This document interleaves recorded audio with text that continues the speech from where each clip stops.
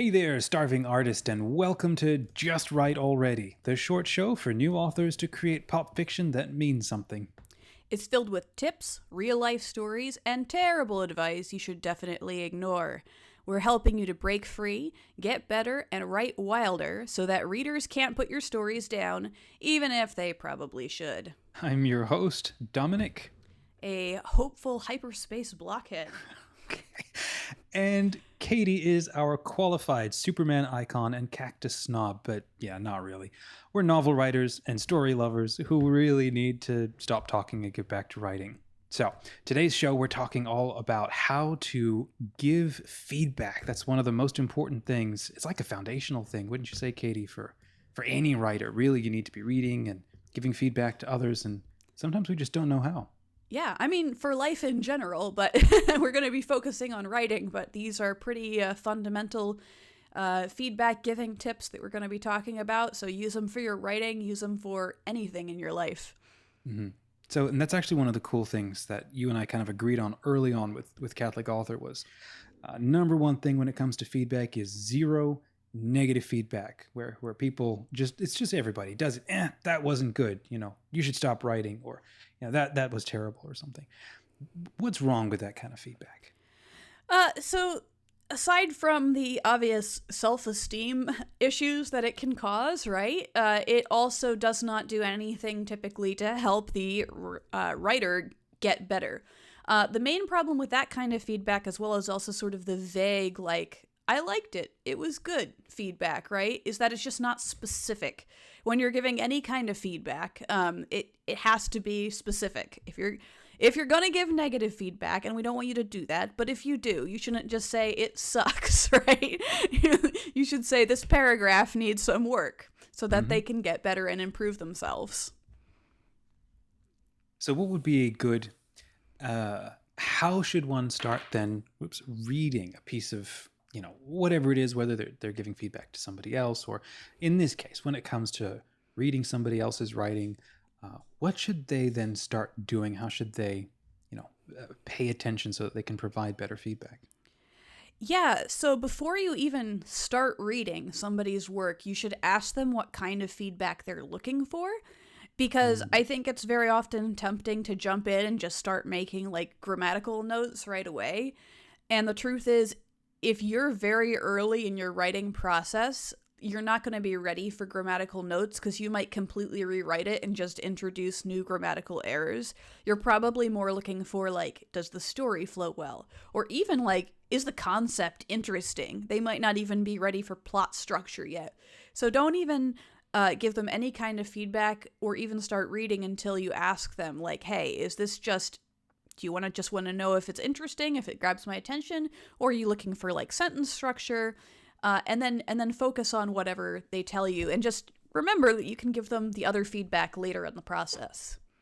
Okay, so the key here is ask them the kind of feedback that they are looking for, and then even if you see other issues, just let it go. Don't bring it up. But what if you're like a grammar Nazi? Should you just channel that, or just say, hey, I've got other suggestions I could make here, or just can it?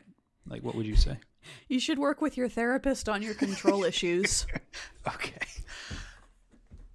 I mean, okay, here's the thing though.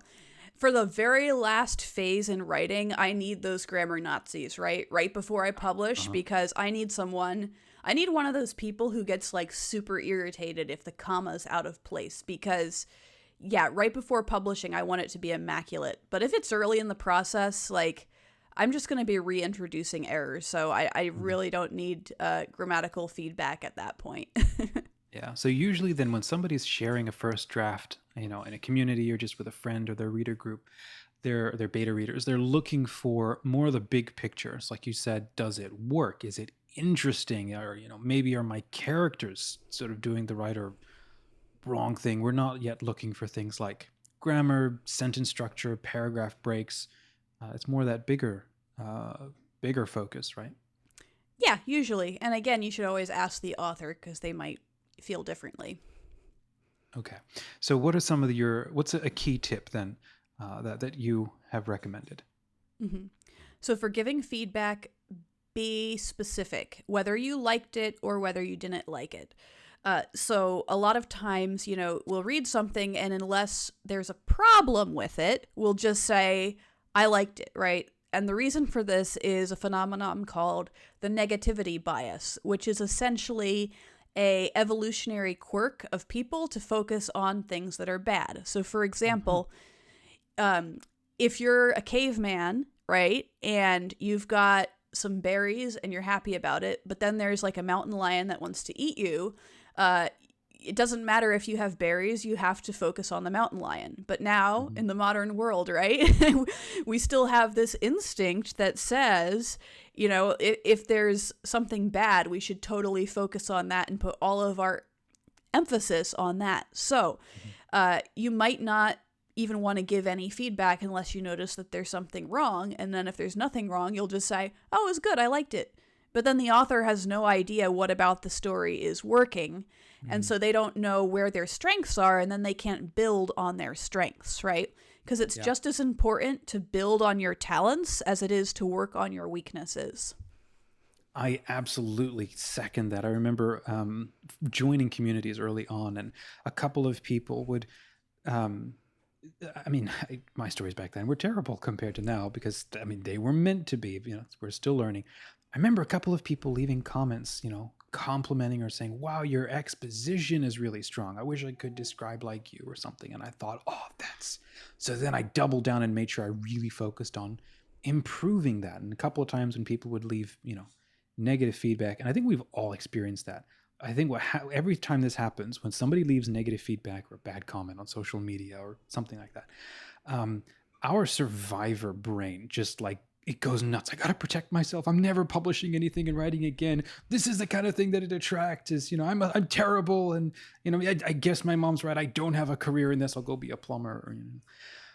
But if we take an extra moment to be like, hey, that turn of phrase was on point, or I loved how you did X in the story. So it actually does mean you got to actually read the thing and maybe put your ego aside for a second and try to see where the person is going. And maybe the first couple of sentences or the first couple of pages are kind of slow because it's too much exposition or something. But stepping back from that, what's the bigger idea? What's the point that we can praise? And then sometimes they'll reach back out and they'll be like, that was great. So what was wrong? Make me bleed. I want to hear. I really want to learn. In that kind of environment, or that kind of context, then you can, okay, well, this was kind of off, and in my opinion, with my experience or something like that. What do you think? Yeah, I think a really easy way to deal with that, to combine all the feedback, right, the constructive feedback as well as the just positive feedback, is to use the word and instead of the word but, right? So I think a lot of times our temptation is we have this thing where we think okay, I need to give one compliment and then I need to give one criticism. So we'll do this thing, we'll go in, we'll be like, your characters are fantastic, but your style just really drags, right? That's not how you want to phrase that, right? Instead, you might say something like, your characters are fantastic, and I think we can really improve the way that we can really improve your prose. We can really improve your style if we do these 5 things, right?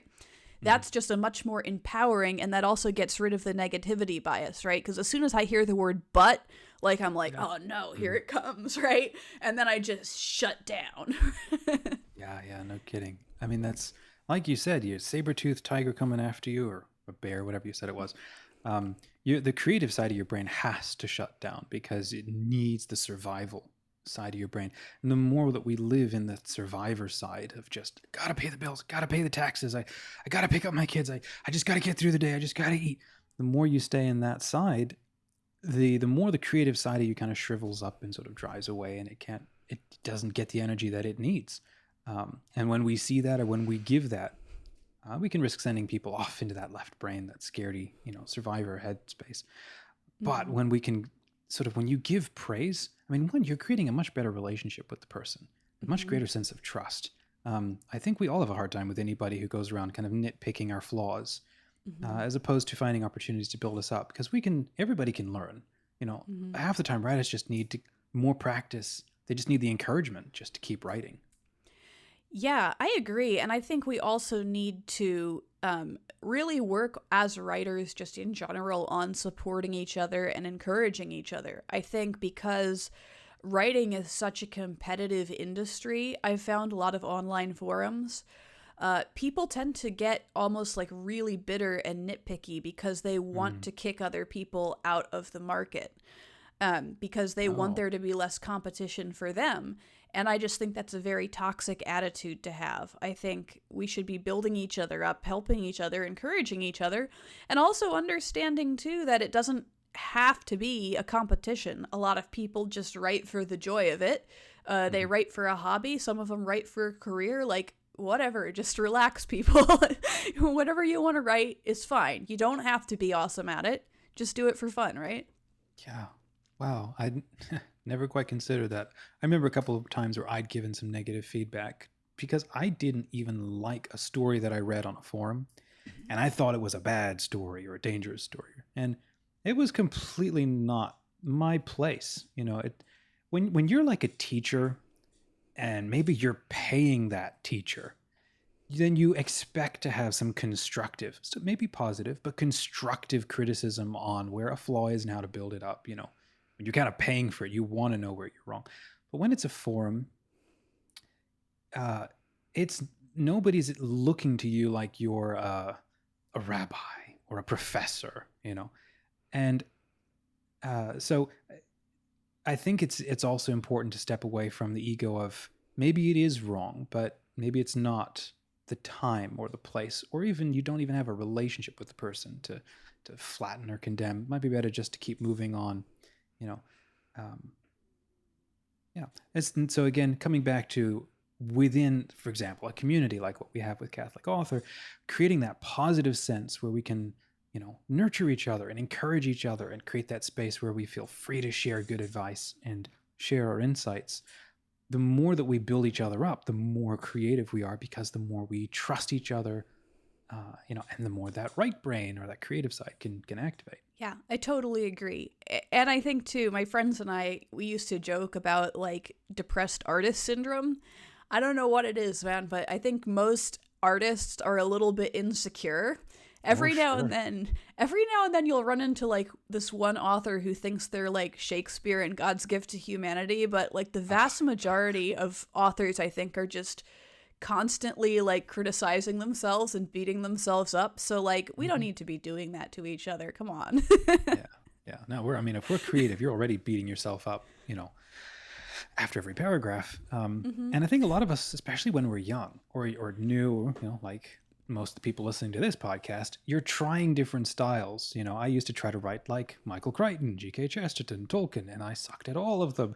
But that was okay, because that was part of the journey, was trying to figure out my own style. And you start by copying everybody. So Hmm. I think it's really a fundamental, foundational piece of advice. So if we were to wrap up with uh, one key, how should I say, how good feedback can actually change your own writing or change, your own writing process.